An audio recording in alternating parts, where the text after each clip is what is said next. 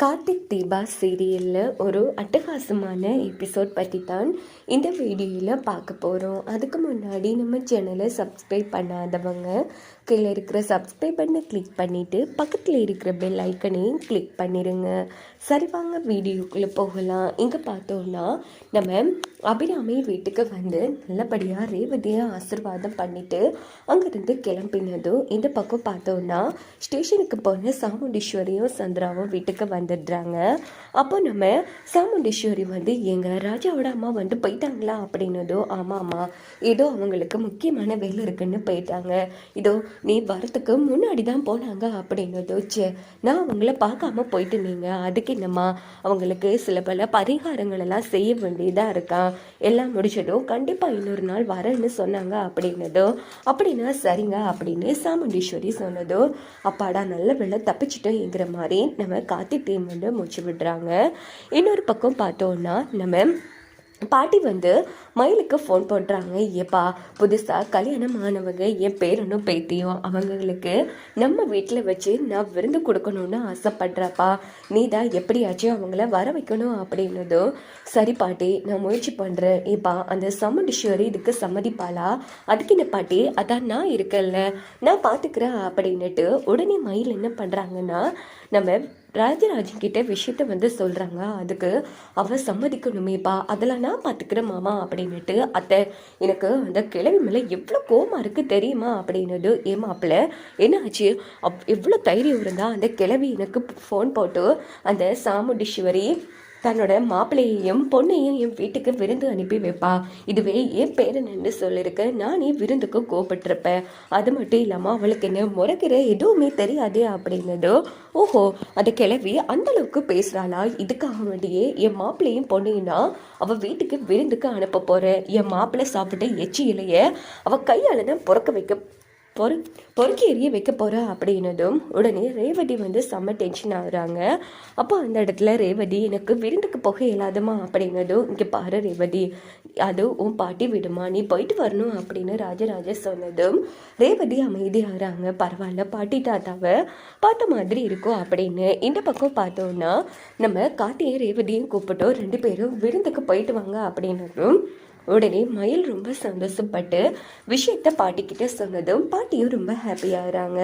அதுக்கப்புறமா கார்த்தி ரேவதியை வழி அனுப்பி வைக்கிறாங்க சாமுண்டீஸ்வரி. அங்கே போனதும் ரெண்டு பேரையும் வெல்கம் பண்ணி விளக்கெல்லாம் ஏற்ற வைக்கிறாங்க பூஜை ரூமில் பாட்டி.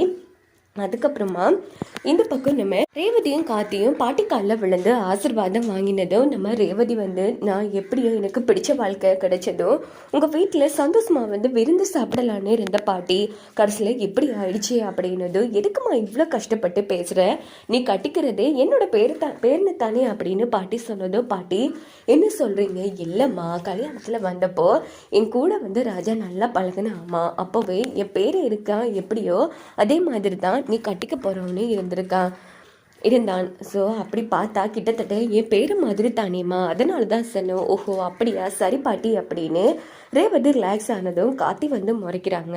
அதுக்கப்புறமா சரி வாங்க ரெண்டு பேரும் சாப்பிடலாம் அப்படின்னுட்டு நல்லபடியாக வெரைட்டியாக பாட்டி செஞ்சு வச்சுருக்காங்க போல இருக்குது. ஸோ விருந்தை வந்து பரிமாறுறாங்க. அந்த டைனிங் டேபிளுக்கு நேராக தான் நம்ம பாட்டி கார்த்தி தாத்தா மூணு பேரும் நிற்கிற ஃபோட்டோ வந்து கொலையும் வச்சுருக்காங்க போல இருக்குது. ஸோ இதை வந்து ரேவதி கவனிக்க இல்லை. அதுக்கப்புறமா ரேவதி கை கழுவுறதுக்காக உள்ளே போயிடுறாங்க. இந்த பக்கம் நம்ம பாட்டி வந்து எப்பா ராசா எனக்கு எவ்வளோ சந்தோஷமாக இருக்குது தெரியுமா, இந்த ஒரு தருணத்துக்காகத்தான் நான் இவ்வளோ காலமாக காத்துட்டு இருந்தேன், மனசுக்கு நிறைவாகவும் ரொம்ப சந்தோஷமாகவும் இருக்குப்பா அப்படின்னதும் கவலைப்படாதீங்க பாட்டி, கண்டிப்பாக அடுத்த வாட்டி எல்லாரும் குடும்பத்தோடு வருவோம், நீங்கள் ஆசைப்பட்ட மாதிரி ரெண்டு குடும்பத்தையும் நான் ஒன்று சேர்த்துருவான் அப்படின்னுட்டு காட்டி திரும்பி பார்க்குறாங்க. பார்த்தா நம்ம தாத்தா பாட்டி கூட சேர்ந்து நிற்கிற ஃபோட்டோ அந்த கொழுவில் அந்த சுவத்தில் மாட்டி இருக்கு. இது பார்த்து கார்த்தி வந்து அதிர்ச்சியாகி உடனே ரேவதி வராங்களான்னு பார்க்குறாங்க. அப்போ ரேவதியும் வராங்க. ஐயோ பாட்டி என்ன காரியம் பண்ணியிருக்கீங்க அப்படிங்கிறது, என்னப்பா அங்கே பாருங்க பாட்டி சுவத்தில் நம்ம ஃபோட்டோஸ் இருக்குது அப்படின்னதும் ஐயோ இப்போ நான் என்ன பண்ணுவேன் அப்படின்னு பாட்டி நைஸா ரேவதி கிட்டே பேச்சு கொடுக்குறாங்க. ஏமா வாமா இது உன் வீடு வந்து பாரு சுற்றி பார்க்கலாம் வா அப்படின்னதும் அந்த கேப்பில் கார்த்தி அந்த ஃபோட்டோவை எடுத்து மறைச்சி வச்சிடுறாங்க. அதுக்கப்புறமா பார்த்தோன்னா சரி பாட்டி நாங்கள் கிளம்பட்டுமா அப்படின்னது. சரிம்மா, கண்டிப்பாக உன் அப்பாவை நீ கூட்டிகிட்டு வரணும், கவலைப்படாதீங்க பாட்டி, நான் கூடிய சீக்கிரமே நம்ம குடும்பத்தை ஒன்று சேர்ப்பேன் அப்படின்னுட்டு ரேவதியும் கார்த்தியும் அழைச்சிட்டு நேராக அவங்க வீட்டுக்கு போயிடுறாங்க.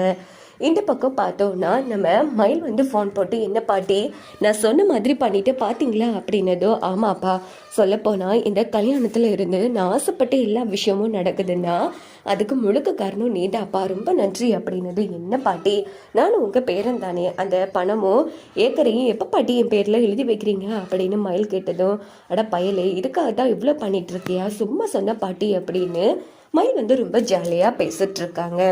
அதுக்கப்புறமா பார்த்தோன்னா இந்த பக்கம் நம்ம கார்த்தியோட ஃப்ரெண்ட் சாமுண்டீஸ்வரி வீட்டுக்கு வேலைக்காரனா, அதாவது டிரைவராக வந்திருக்காங்க இல்லையா. ஆனால் அவங்களுக்கு கார்த்தியை பற்றி எல்லா விளக்கமும் தெரியும்.